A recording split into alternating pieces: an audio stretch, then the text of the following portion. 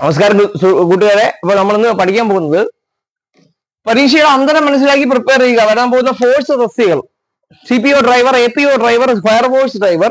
അതിന്റെ ലാസ്റ്റ് 26-ാം തീയതി ഒരു കോമൺ പരീക്ഷ for police constables, civil police officer, woman civil police officer, IRB Indian regular battalion നിന്നുള്ള ഒരു ക്വസ്റ്റ്യൻ ഉണ്ട് അല്ലെ.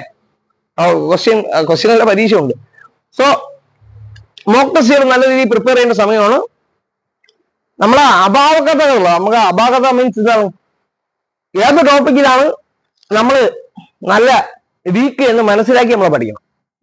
അതാണ് നമ്മൾ ചെയ്യേണ്ട കാര്യം കേട്ടോ. അപ്പൊ നിങ്ങൾ മാത്സ്, മലയാളം, ഇംഗ്ലീഷ് പരീക്ഷകൾ പാടാണ് എന്നുണ്ടെങ്കിൽ ലാബ് അസിസ്റ്റന്റ് പരീക്ഷ നോക്കുക. അതിന് മാത്സ്, മലയാളം, ഇംഗ്ലീഷിൽ ഒരു 29 മാർക്കൊക്കെ സ്കോർ ചെയ്യാൻ പറ്റും. 30 സ്കോർ ചെയ്യുന്ന ഒരുപാട് പേര് കാണും. 25 പ്ലസ് ഒരു ആവറേജ് ഉദ്യോഗാർത്ഥി കിട്ടും. അപ്പൊ അതില് കുറഞ്ഞു പോകരുത്. നമ്മളെപ്പോഴും ടോപ്പ് അടിക്കാൻ വേണ്ടി നോക്കുക. നമ്മളെ മാർക്ക് സേഫ് ആയിക്കൊണ്ടിരിക്കും. വേക്കൻസി ഇല്ല എന്നും പറഞ്ഞ് നമ്മൾ വിഷമിച്ചോണ്ടിരിക്കുന്ന ആ ഒരു അവസ്ഥ വരുത്തരുത്. നല്ല റാങ്ക് വാങ്ങണം. അപ്പൊ സേഫ് ആയില്ലേ. ഇനി വേക്കൻസി ഇല്ലെങ്കിൽ പോലും മറ്റുള്ളവർ കണ്ടെത്തി വേക്കൻസി ഉണ്ടായിക്കോളും. അങ്ങനെ ഒരു ഇതുണ്ട്. നമ്മുടെ സേഫസ്റ്റ് റാങ്കിൽ വന്നാലേ അങ്ങനെ ഇരിക്കാൻ പറ്റുള്ളൂ. അപ്പൊ അവസാന കാലഘട്ടങ്ങളിൽ നമ്മൾ പ്രിപ്പയർ ചെയ്യേണ്ടത് നമ്മളെ പോരാക്കുറവുകൾ നികത്താൻ വേണ്ടി ശ്രമിക്കുക. മാത്സ് ആണ് പാട്. മാത്സ് ഞാൻ പഠിച്ച് സെറ്റായി എന്ന് വെച്ചാൽ മാത്സ് പഠിക്കാതിരിക്കരുത്. മാത്സ് നമ്മൾ വീക്കാണ് എന്നൊരു കാര്യം ആലോചിക്കണം. സ്പെഷ്യൽ ടോപ്പിക് എല്ലാ ദിവസവും പഠിക്കണം. മോക്ക് ടെസ്റ്റ് ഡെയിലി ഒരെണ്ണം മിനിമം ചെയ്യണം.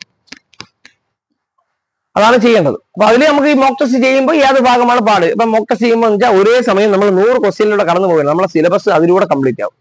നമ്മൾ അങ്ങനെ കടന്നു പോകുമ്പോൾ ഹിസ്റ്ററിയിൽ ഇപ്പൊ പ്ലാസി യുദ്ധത്തെ കുറിച്ച് ഒരു ക്വസ്റ്റ്യൻ ചോദിച്ചു, എനിക്ക് കിട്ടുന്നില്ല. അപ്പൊ പ്ലാസി യുദ്ധത്തിന്റെ ടോപ്പിക് എടുത്ത് വായിക്കണം. അടുത്ത നമ്മൾ ശിലകളെ കുറിച്ചുള്ള ക്വസ്റ്റ്യൻ പഠിക്കും. ശിലകളിൽ അവസാന ശിലയ്ക്ക് ഉദാഹരണം ഏതാ നമ്മൾ തെറ്റിച്ച് അതെടുത്ത് പഠിക്കണം. അങ്ങനെ പോകണം. അതാണ് ഇനി ചെയ്യേണ്ടത്. അപ്പൊ നമ്മൾ ടോപ്പിക്ക് റിവിഷൻ പോലെ പൊക്കോണ്ടിരിക്കുകയും ചെയ്യും. ഒരു കോൺഫിഡൻസ് ലെവൽ കൂടിക്കൊണ്ടിരിക്കുക. ഏത് പരീക്ഷ എഴുതിയാലും എനിക്ക് 60 കൂടുതൽ മാർക്ക്. ഞാൻ പോസിറ്റീവ് അപ്രോച്ചിലാണ് പരീക്ഷ എഴുതാൻ പോകുന്നത്. പരീക്ഷ എഴുതി കഴിഞ്ഞാലും എനിക്ക് അറിയാവുന്ന ക്വസ്റ്റ്യൻസ് ഒരുപാടുണ്ടായിരുന്നു. പോസിറ്റീവ് അപ്രോച്ചിലാണ് ഇറങ്ങി വരുന്നത്. ക്വസ്റ്റ്യൻ മാർക്ക് നോക്കുമ്പോഴത്തേക്ക് ചെറിയൊരു മാർക്ക് കുറവ് വന്നാൽ പോലും നമുക്ക് വലിയ ഒരു വിഷമം വരില്ല. ഞാൻ പോസിറ്റീവ് അപ്രോച്ച്, അപ്പൊ എല്ലാവർക്കും പാടായിരിക്കും എന്ന് അങ്ങനെയൊക്കെ നമുക്കൊരു തോട്ട് വരും. പോസിറ്റീവിലോട്ട് പോകും. അപ്പം പ്രതീക്ഷിത ഒരു 10 ക്വസ്റ്റ്യൻസ് 10 മാർക്കിൽ ഇത്ര നിങ്ങൾക്ക് മാത്സിൽ സ്കോർ ചെയ്യാൻ പറ്റുന്നതെന്ന് ചെക്ക് ചെയ്യുക. ഓക്കെ, നമുക്ക് നോക്കാം.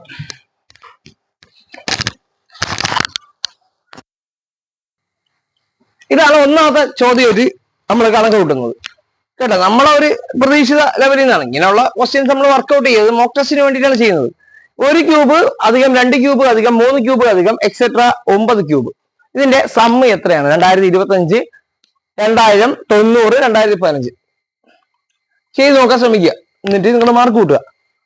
എന്നിട്ട് ഞാൻ ചെയ്യണമെന്ന് വെച്ചാൽ എനിക്കിപ്പോ മോക്ക് ടെസ്റ്റ് ചെയ്യുമ്പോൾ എനിക്ക് ചെയ്യാൻ അറിഞ്ഞുകൂടാ. അങ്ങനെ വരുമ്പോ ഞാൻ എന്താണ് ഈ ക്വസ്റ്റ്യൻ നമുക്ക് അറിഞ്ഞുകൂടാ. അപ്പൊ അതിന്റെ ഇക്വേഷൻ പഠിക്കും. ഇക്വേഷൻ ഇവിടെ ഉണ്ട്. n × n+1/2 the whole square. ഇതാണ് ഈ പറയുന്നതാണ് ഈ ഇക്വേഷൻ. തുടർച്ചയായ എണ്ണൽ സംഖ്യകളുടെ ക്യൂബുകളുടെ തുക കാണാനുള്ള ഇക്വേഷൻ എന്ന് പറയുന്നത്. എന്താണ് തുടർച്ചയായ എണ്ണസംഖ്യകളുടെ ക്യൂബുകളുടെ തുക കാണാനുള്ള ഇക്വേഷൻ എന്ന് പറയുന്നത് n × n+1/2 the whole raised to, അല്ലെങ്കിൽ the whole square. n എന്ന് പറഞ്ഞാൽ എത്രയാണ്? 1 തൊട്ട് 9 വരെ എത്ര സംഖ്യകളുണ്ട്? 9 സംഖ്യകളുണ്ട്. n 9 ആണ്. അപ്പൊ 9 ഗുണം n സ്ഥാനത്ത് 9, അകത്ത് 9 അധികം 1 10 വരും അല്ലെ. /2 the whole square. 10 5 കൂടെ വെട്ടിയാ 5 വരും. 9 5 45. 45ന്റെ സ്ക്വയർ ആണ് കണ്ടുപിടിക്കേണ്ടത്. എന്ന് പറഞ്ഞാൽ 45നെ 45 ഗുണിക്കുക. 5 × 5 25, 2 ശിഷ്ടം, 5 × 4 20, ഈ ശിഷ്ടം കൂടെ കൂട്ടുമ്പോൾ 22, 4 × 5 20 ശിഷ്ടം 2, 4 × 4 16, ഈ ശിഷ്ടം കൂടെ കൂട്ടുമ്പോൾ 18, 5 2 10 ശിഷ്ടം 1 2025 വരും.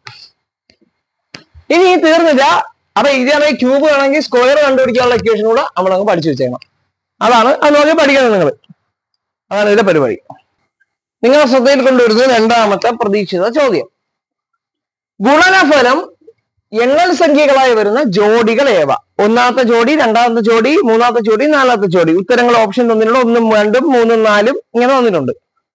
അപ്പൊ ഇവിടെ 2 എണ്ണം വെച്ചാണ് തന്നേക്കുന്നത്. തമ്മിൽ ഗുണിച്ചു കഴിഞ്ഞാൽ അതൊരു എന്തായി വരണം? എണ്ണൽ സംഖ്യയായി വരണം. ഇവിടെ ഫസ്റ്റ് നമുക്ക് നോക്കാം. √0.8 ഗുണം √20. √a ഗുണം √b എന്ന് പറഞ്ഞാൽ റൂട്ടിനകത്ത് AB, അതായത് റൂട്ടിനകത്ത് രണ്ട് സംഖ്യകൾ ഗുണിക്കാൻ പറഞ്ഞാൽ ചുമ്മാ രണ്ട് സംഖ്യകൾ ഗുണിച്ചിട്ട് മൊത്തത്തിൽ റൂട്ട് ഇട്ട് കൊടുത്താൽ മതി. അതായത് 0.8 ഗുണം 20 ചെയ്തിട്ട് മൊത്തത്തിൽ ഒരു റൂട്ട് ഇട്ടാൽ മതി. 0.8 ഗുണം 20 എത്രയാണ് കണ്ടുപിടിക്കാൻ വേണ്ടി എളുപ്പമുണ്ട്. ഈ പോയിന്റ് കളയുക, 8 ഗുണം 20 എത്രയെന്ന് കണ്ടുപിടിക്കുക. 8 കൊണ്ട് 20 ഗുണിച്ചാൽ കിട്ടുന്നത് 160 ആണ്. എളുപ്പത്തിൽ കിട്ടും. 8 2 എത്രയാണ് 16. ഈ 0 ഒരെണ്ണം ഉണ്ട്, അപ്പൊ അതുകൂടെ ഇട്ട് കൊടുക്കുക, റൂട്ട് ഇടുക. ഇനി ഗുണിക്കുമ്പോൾ ഇവിടെ ഒരു പോയിന്റ് ഉണ്ട്, ആ ഒരു പോയിന്റ് മാറ്റി ഇവിടെ ഒരു പോയിന്റ് ഇടുക. 16.0 എന്ന് പറഞ്ഞാൽ എന്ത് തന്നെ 16 തന്നെ. റൂട്ട് 16 എന്ന് പറഞ്ഞാൽ എത്രയാണ് 4 ആണ്. ഇതൊരു എഴുതുന്ന സംഖ്യയാണ്, അപ്പൊ 1 ശരിയായിട്ട് വരും. ഇതുപോലെ ഇതുപോലെ ഇതുപോലെ നമുക്ക് അടുത്തേം കണ്ടുപിടിക്കണം. റൂട്ട് 8 റൂട്ട് 0.8 ആണ് ഇൻറ്റു റൂട്ട് 0.2 ചെയ്ത് കഴിഞ്ഞാൽ ആദ്യം നമുക്ക് എന്താണ് റൂട്ടിനകത്ത് 2 കൂടെ വരും. അപ്പൊ 8 ഗുണം 2 എടുക്കുക 16. ഇവിടെ ഒരു പോയിന്റ്, ഇവിടെ ഒരു പോയിന്റ്, മൊത്തം 2 പോയിന്റ്. അപ്പൊ 2 പോയിന്റ് മാറ്റി ഇടുക. അപ്പൊ ഇവിടെ 0 ചേർക്കുക. റൂട്ട് ദശാംശത്തിന്റെ റൂട്ട് ഒന്നും കിട്ടൂല, ചെയ്യാൻ പറ്റൂല. അപ്പൊ അതെന്താണ് വരൂല, 1 വരും. അടുത്ത 3 റൂട്ട് 30 ഗുണം റൂട്ട് 1.2. ഈ 1.2 കളയുക. നമ്മൾ ചിന്തിക്കേണ്ടത് 12 ഗുണം 30. 12 ഗുണം 30 12 3 എത്രയാണ് 36. ഒരു 0 ഉണ്ട്, ആ 0 ചേർക്കുക, റൂട്ട് ഇടുക, ഒരു ദശാംശം ഉള്ളത് മാറ്റി കുത്തിടുക. 36.0 എന്ന് പറഞ്ഞാൽ 36 തന്നെ. 36ന്റെ റൂട്ട് എത്രയാണ് 6 ആണ്. അപ്പൊ എന്താണ് 3 വരും. ഇവിടെ വെച്ച് നിങ്ങൾ നിർത്തിക്കോ. കാര്യം വെച്ചാൽ 2 ജോഡികളേ ഉള്ളൂ, നമുക്ക് 1 3 കിട്ടി. വേറെ ജോഡി 3 ജോഡിയുള്ള ഓപ്ഷൻ ഇല്ല. പിന്നെ ഇത് ചെയ്ത് നോക്കേണ്ട കാര്യമേ ഇല്ല, തെറ്റായിരിക്കും. അപ്പൊ ആ സമയം നമുക്ക് ലാഭിച്ചു. 1 3 ശരി. അങ്ങനെ ഓപ്ഷൻ എന്താ സി കിട്ടിയ 1 3 ശരി. ക്വസ്റ്റ്യൻ മൂന്നാമത്തെ ചോദ്യമാണ്. ഒരു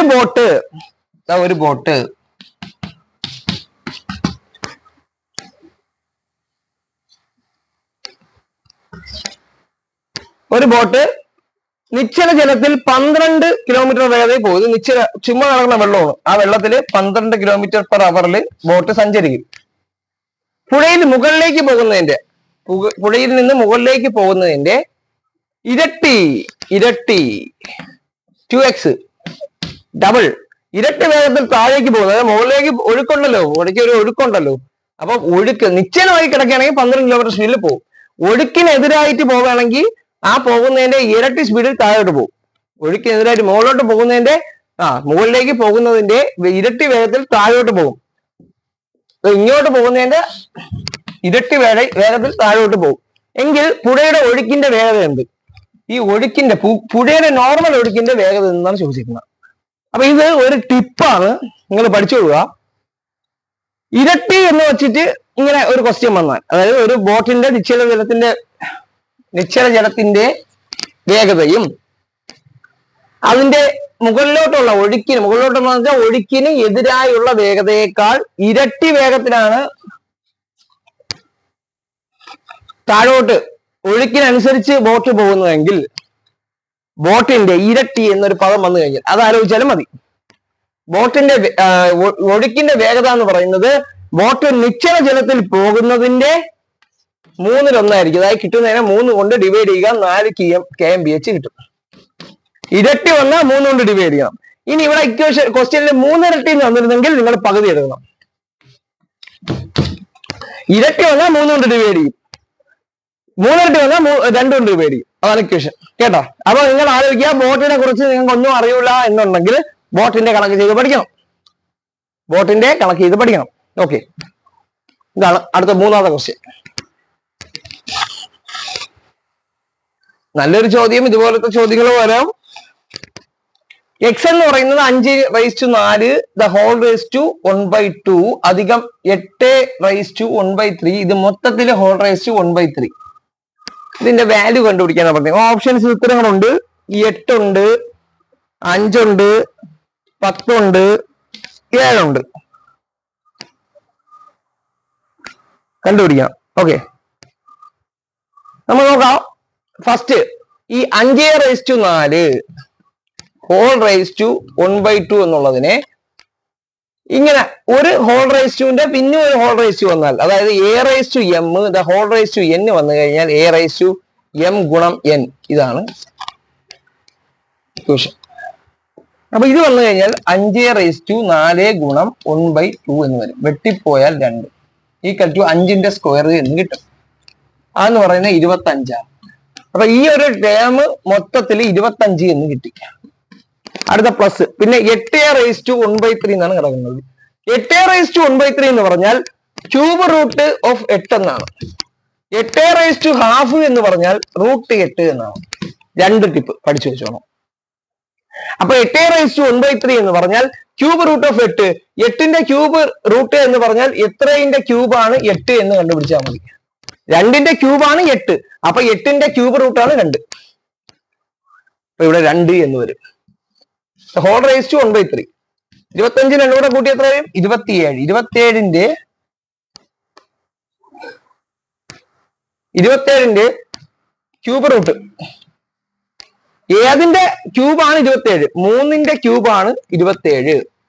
3 ഗുണം 3 ഗുണം 3.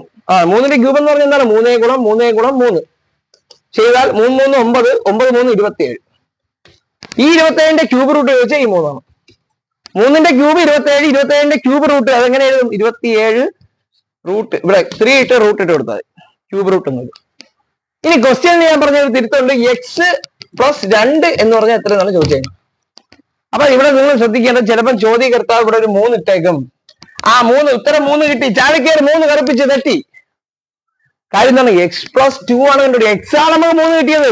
x+2 എത്രയാണ്? 5 ആണ്. ഇതും PSC ഒരു തന്ത്രമാണ്. നല്ല കിടുക്കാച്ചി ക്വസ്റ്റ്യൻ. ഇതെന്താണ്? ജാമിതീയ രൂപങ്ങളിൽ നിന്ന് വരുന്നതാണ്. ക്യൂബ് ആദ്യമേ നമ്മളൊന്ന് പഠിക്കണം. ക്യൂബ് എന്ന് പറഞ്ഞാൽ ഇതാണ് ഒരു ക്യൂബ്. ക്യൂബിന്റെ പ്രത്യേകത എല്ലാ വശങ്ങളെല്ലാം ഉയരവും നീളവും വീതിയും എല്ലാം a ആയിരിക്കും. ക്യൂബിന്റെ ഏരിയ എന്ന് പറഞ്ഞാൽ ഉപരിതല സർഫസ് ഏരിയ എന്നാണ് പറയുന്നത് കേട്ടാ. ഉപരിതല ഏരിയ എന്ന് പറഞ്ഞാൽ ഒരു ഫേസ് എന്ന് പറഞ്ഞാൽ എന്താണ്? ഒരു സ്ക്വയർ ആയിരിക്കുമല്ലോ. ഇത് എയും ആയിക്കഴിഞ്ഞാൽ അതിന്റെ ഏരിയ എന്ന് പറഞ്ഞാൽ a² വരും. ഇങ്ങനത്തെ 6 ഭാഗങ്ങളുണ്ട്. അപ്പം 6a² ആണ് ഉപരിതല വിസ്തീർണം അല്ലെങ്കിൽ സർഫസ് ഏരിയ. ക്യൂബിന്റെ വ്യാപ്ത വോളിയം എന്ന് പറഞ്ഞാൽ a³ ആണ്. നീളം ഗുണം വീതി ഗുണം ഉയരം എല്ലാം a ആയതുകൊണ്ട് a³ വരും. ഇവിടെ ഉപരിതല വിസ്തീർണം ഈ 6a² എന്ന് പറയുന്നതാണ് ഇവിടെ തന്നേക്കുന്നു. 6a² എന്ന് പറയുന്നത് 600 cm² എന്ന് വന്നിട്ടുണ്ട്. ഈ 6ഉം കൂടെ വെട്ടി ഇവിടെ 1 വരും. ഉത്തരം 100 വരും. a² 100 ആയി കഴിഞ്ഞാൽ a എത്രയാണ്? √100, അതായത് 10. a = 10 എന്ന് ഇവിടെ കിട്ടി. നമ്മൾ കണ്ടുപിടിക്കേണ്ടത് വികരണത്തിന്റെ നീളമാണ്. പഠിച്ചു വെച്ചോണം. വികരണത്തിന്റെ നീളം എന്ന് പറഞ്ഞാൽ √3 ഗുണം a. ഈ a വെളിയിലാണ് കിടക്കണം. √3 അകത്ത് വരിക. അപ്പം 10 ഗുണം √3 അതായത് 10√3 ആണ് ഇവിടെ ഉത്തരം. D option. അങ്ങനെ ഇതിന്റെ ഇക്വേഷൻസ് പഠിച്ചോണം. ക്യൂബ് മാത്രമല്ല, വൃത്തസ്തൂപികമുണ്ട്, സമചതുര സ്തൂപമുണ്ട്, അങ്ങനെയുള്ളതിന്റെയൊക്കെ ഇക്വേഷൻ പഠിച്ചോണം. ഇത് അത്യാവശ്യം വലിയ കാഠിന്യമില്ലാത്തതാണ്. ഞാൻ ഇതിന്റെയൊക്കെ ഭയങ്കര ബേസിക്സ് പറയുന്നില്ല, കാരണം നിങ്ങളൊക്കെ പഠിച്ചിട്ടിരിക്കുന്ന ആളാണ്. AP അരിത്തമെറ്റിക് പ്രോഗ്രഷൻ എന്നുള്ള ക്വസ്റ്റ്യൻ. ഇത് കൂടാതെ നമുക്ക് GP ഉണ്ട്. ഇതിന് ചോദ്യം വരാം. AP പഠിക്കുമ്പോൾ GP അറിയണമെങ്കിൽ GP കൂടെ പഠിച്ചു വെച്ചോണം. ഈ ക്ലാസ്സിൽ നിന്ന് നിങ്ങൾ പഠിച്ചു വെച്ചോണം കേട്ടോ. GP പഠിക്കണം. ഞാൻ GP ഇതിൽ പഠിപ്പിക്കൂല. അപ്പൊ സമാന്തര ശ്രേണിയിൽ, അതായത് ഒരു അരിത്തമെറ്റിക് പ്രോഗ്രഷനിൽ 3-ാം പദം 120. 3-ാം പദം എന്ന് പറഞ്ഞു കഴിഞ്ഞാൽ a+2d ആണ്. 120 എങ്ങനെ വന്നു? a ഫസ്റ്റ് പദം, അടുത്ത a-നോടൊപ്പം ഒരു d കൂടും. ഇതിന്റെ കൂടെ വീണ്ടും d കൂടും. ഇതിന്റെ വീണ്ടും d കൂടും. ഇവിടെ പൊതുവ്യത്യാസം d എന്ന് പറയുന്ന സാധനം ആദ്യ പദത്തോടൊപ്പം കൂടിക്കൂടി പോകുന്നു. എപ്പോഴും കോമൺ ഡിഫറൻസ് സെയിം ആയിരിക്കും. a കഴിഞ്ഞാൽ a+d. ഇനി ഇതിന്റെ കൂടെ വീണ്ടും d കൂടുമ്പോൾ 2d ആവും. ഇതിന്റെ കൂടെ a+2d വീണ്ടും d കൂടുമ്പോൾ a+3d ആവും. ഇങ്ങനെ പോകും. അപ്പം 3-ാമത്തെ പദം എന്താണ്? a അധികം n-1d. അതാണ് അതിന്റെ ഇക്വേഷൻ. a + n-1d ആണ്. ഇപ്പൊ 10-ാമത്തെ പദം എത്രയെന്ന് ചോദിച്ചു കഴിഞ്ഞാൽ a അധികം 10 എന്ന് പറഞ്ഞാൽ n ആണ്. 10 1 കുറച്ച് 9d എന്ന് വരും. 100-ാമത്തെ പദം a+99d. അതാണ് കണക്കാണ് a എഴുതിയിരിക്കുന്നത്. ഓക്കെ. പിന്നെ 7-ാം പദം എത്ര വരും? a+6d. അതെത്ര? 144. ഇതിൽ നിന്ന് ഇതങ്ങ് കുറയ്ക്കും. ഈ ഇക്വേഷൻ 1, ഇത് 2. ഈ ഇക്വേഷനിൽ നിന്ന് ഇതങ്ങ് കുറയ്ക്കും. aയും കുറച്ച് കഴിഞ്ഞാൽ കട്ട് ചെയ്ത് പോകും. 6d 2d പോയാൽ 4d. 144 120 പോയാൽ 24. അതിന് d = 4 അടി കൊണ്ട് വെട്ടുമ്പോൾ 6 വരും അല്ലെ. d എന്ന് പറഞ്ഞാൽ 6 കിട്ടി. നമ്മൾ കണ്ടുപിടിക്കേണ്ടത് 5-ാം പദമാണ്. 5-ാം പദം a+4d ആണ്. നമുക്ക് a അറിഞ്ഞൂടാ അല്ലെ. അപ്പൊ ഈ d എന്ന് പറയുന്ന വാല്യൂ ഇതിൽ സബ്സ്റ്റിറ്റ്യൂട്ട് ചെയ്ത് കൊടുക്കണം. a+4d 2d എന്ന് പറയുന്നത് നമുക്കറിയാം 120 അപ്പൊ a പ്ലസ് 2d d എന്ന് പറഞ്ഞാൽ 6 അപ്പൊ 2d ആകുമ്പോൾ 12 ആവും സമം 120. അപ്പൊ a എന്ന് പറയുന്നത് 120 12 കുറച്ച് 108 വരും. അപ്പൊ a പ്ലസ് 2d കണ്ടുപിടിക്കാൻ a എന്ന് പറഞ്ഞാൽ 108 കിട്ടി. 4 into 6 24 കിട്ടും അല്ലെ. 128 124 128 132 കിട്ടും ആൻസർ. ഇതാണ് 6 ചോദ്യങ്ങളായി. ഇനി നമുക്ക് ചോദ്യങ്ങൾ ഏതിലോട്ട് കടക്കണം? മെന്റൽ എബിലിറ്റി റീസണിങ്ങിലോട്ടൊക്കെ കടക്കണം. നമുക്കിപ്പം മെന്റൽ എബിലിറ്റിയിലെ 2 ക്വസ്റ്റ്യൻസ് ആണ്. രക്തം, ഹൃദയം, അങ്ങനെയെങ്കിൽ വായുവിന് സമാനമായി എന്ത് വരും? സമാന പദങ്ങളിൽ വരെയാണ്. രക്തവുമായിട്ട് ബന്ധപ്പെട്ട ഒരു ആന്തരിക അവയവം ഏതാണ്? ഹൃദയമാണ്. വായുവായിട്ട് ബന്ധപ്പെട്ട ആന്തരിക അവയവം ഏതാണ്? അത് ശ്വാസകോശമാണ് ഉത്തരം വരുന്നത്. ഇങ്ങനെ നോക്കിയാണ് എഴുതേണ്ടത്. അല്ലാതെ വായു കൊണ്ടുകൊണ്ട് മൂക്ക് വേണമെങ്കിൽ മൂക്ക് വഴിയൊക്കെ കയറി പോകുന്നത് ശ്വസിക്കാൻ വേണ്ടി ഉപയോഗിക്കുന്നത് അങ്ങനെ വിചാരിക്കുന്നത്. ആദ്യത്തെ ബന്ധം മനസ്സിലാക്കുക. രക്തവും ഹൃദയവും. ഹൃദയത്തിൽ നിന്നാണ് രക്തം വരുന്നത് അല്ലേ. അപ്പൊ രക്തമായിട്ട് ബന്ധപ്പെട്ട ഒരു ആന്തരിക അവയവമാണ്. അതേപോലെ വായുവായിട്ട് ബന്ധപ്പെട്ട ആന്തരിക അവയവം ശ്വാസമാണ്. അങ്ങനെ വേണം പഠിക്കേണ്ടത്. 4 × 9 25, 7 × 4 53 എങ്കിൽ 9 × 4 കണ്ടെത്തുക. 4 ഓപ്ഷൻ നേരത്തെ ഇട്ടിട്ടുണ്ട്. ഇങ്ങനെയുള്ള ക്വസ്റ്റ്യൻ ചെയ്യുമ്പോൾ ചിലപ്പോൾ നിങ്ങൾക്ക് കിട്ടൂല. എങ്കിൽ അത് വിടണം, ചെയ്തു പോകണം. അവസാന സമയം ഉണ്ടെങ്കിൽ ഒന്നുകൂടെ ചിന്തിക്കണം. അവസാന സമയം ചിലപ്പോൾ 5 തൊട്ട് 10 മിനിറ്റ് വരെ കിട്ടും. മിനിമം 5 മിനിറ്റെങ്കിലും നിങ്ങൾക്ക് കിട്ടും. 1.5 മണിക്കൂറുണ്ട്. അത് സുഖമായിട്ട് തീർക്കാം. 4 × 9 25, 4 9 നമ്മൾ ചെയ്യണം പറഞ്ഞില്ല. 4 9 36 അത് വരൂല. പിന്നെ എങ്ങനെ വന്നു? 4ന്റെ സ്ക്വയർ 16 പ്ലസ് 9 25. 4ന് അതിന്റെ സ്ക്വയർ എടുക്കുന്നു 16. ഇതിനോടൊപ്പം 9 കൂട്ടിക്കഴിഞ്ഞാൽ 25 കിട്ടും. 4ന്റെ സ്ക്വയർ പ്ലസ് 9. 7ന്റെ സ്ക്വയർ 49 പ്ലസ് 4 കൂട്ടിക്കഴിഞ്ഞാൽ 53 കിട്ടും. ഇതാണ് ബന്ധം. അപ്പൊ ഇതിന്റെ സ്ക്വയർ ചെയ്യുക, അതിനോടൊപ്പം ഇത് കൂട്ടുക. ഇതിന്റെ സ്ക്വയർ 9ന്റെ സ്ക്വയർ 81, അതിനോടൊപ്പം 4 കൂട്ടിക്കഴിഞ്ഞാൽ ഉത്തരം 85 കിട്ടും. ഇതാകണം. സെൻസ് ഓഫ് ഡയറക്ഷൻ അല്ലെങ്കിൽ ദിശ അവബോധത്തിലെ നല്ലൊരു സ്റ്റാൻഡേർഡ് ക്വസ്റ്റ്യൻ ആണ്. ബിയുടെ വടക്ക് എയും. അപ്പോഴേ നമ്മൾ ഈ ക്വസ്റ്റ്യൻ കണ്ട അപ്പം തന്നെ നിങ്ങൾ എഴുതണം. ബി ആണ് റെഫറൻസ്. ബി ഒരു പോയിന്റ് മാർക്ക് ആണ്. ബിയുടെ വടക്ക് എയും നിങ്ങൾക്ക് അറിഞ്ഞൂടെ? അത് south, north, east, west. South എന്ന് പറഞ്ഞാൽ എന്താണ്? തെക്ക്. നോർത്ത് എന്ന് പറഞ്ഞാൽ വടക്ക്, കിഴക്ക്, പടിഞ്ഞാറ്. ബിയുടെ വടക്ക് എന്ന് പറഞ്ഞാൽ മുകളില് ഏത്? എയും. ബിയുടെ പടിഞ്ഞാറ് സിയും. ബി ഇവിടെ കിടക്കുന്ന പടിഞ്ഞാറ് എന്ന് പറഞ്ഞാൽ ഇങ്ങാണ്. സിയും ആയാൽ അപ്പൊ ഇത് തമ്മിൽ നമ്മൾ കണക്ട് ചെയ്തൊന്ന് ഒരു വരച്ചു നോക്കുക. എന്താണ്? ഒരു ട്രയാങ്കിൾ കിട്ടി അല്ലെ. ഒരു റൈറ്റ് ആംഗിൾ ട്രയാങ്കിൾ കിട്ടി. എങ്കിൽ സിയുടെ ഏത് ദിശയിലാണ് എ? സിയുടെ ഈ ദിശയിലാണ് എ കിടക്കണം. ഈ ദിശ എന്ന് പറഞ്ഞാൽ ഇവിടെ വരച്ചു നോക്കണം. സി ഇതാണെങ്കിൽ ഇത് വടക്ക്, ഇത് കിഴക്ക്, രണ്ടിനും നടുക്കാണ്. അപ്പൊ വടക്ക് കിഴക്ക് ദിശയിലാണ് എ കാണപ്പെടുന്നത്. D option. ഇത് 10ാമത്തെ ചോദ്യം ഈസി ക്വസ്റ്റ്യൻ ഇട്ടേക്കാണ്. എല്ലാം പാടായിട്ട് ഒരുക്കൂല. 3:20 സമയമായി കഴിഞ്ഞാൽ കണ്ണാടിയിലെ പ്രതിബിംബം എത്ര എന്നാണ് ചോദിച്ചത്. നമുക്കറിയാം 11:60 നിന്ന് ഈ 3:20 അങ്ങ് കുറച്ചാൽ ഉത്തരം കിട്ടി. 60 നിന്ന് 20 പോയാൽ 40, 11 നിന്ന് 3 പോയാൽ 8, 8:40 ഉത്തരം. ഓക്കെ, ഉത്തരം 8:40. ശരിയായി. അപ്പൊ ഇവിടെ നമ്മൾ 10ന് 10 സ്കോർ ചെയ്തു. പക്ഷെ ചില കണക്കുകൾക്ക് ഒരു 3ഓളം ക്വസ്റ്റ്യൻസ് നല്ല പാഠമായിരുന്നു, പെട്ടെന്ന് ഉത്തരം കിട്ടില്ല. അപ്പോ 6 to 7 ആയിരിക്കും ഒരു എബോ ആവറേജ് ഉദ്യോഗാർത്ഥി സ്കോർ ചെയ്യുന്നത്. നല്ല പഠിക്കുന്ന ഉദ്യോഗാർത്ഥി 10ന് 10 സ്കോർ ചെയ്യും. മിനിമം നിങ്ങൾ ഇതിന് വരണം. ഇനി പരീക്ഷ എളുപ്പമായി കഴിഞ്ഞാൽ കണ്ട 10 ഒരു സ്കോർ ചെയ്യും. നമ്മൾ തെറ്റുമ്പോൾ മാറും. ഈ സ്കോർ ചെയ്യുന്ന ഉദ്യോഗാർത്ഥി ചിലപ്പോൾ ഈ പരീക്ഷ ആഗ്രഹിക്കുന്നവരായിരിക്കില്ല. അപ്പൊ നിങ്ങൾ നിങ്ങളുടെ പോരായ്മകൾ കണ്ടെത്തി പഠിക്കുക ഇനി ഇങ്ങോട്ടുള്ള ദിവസം.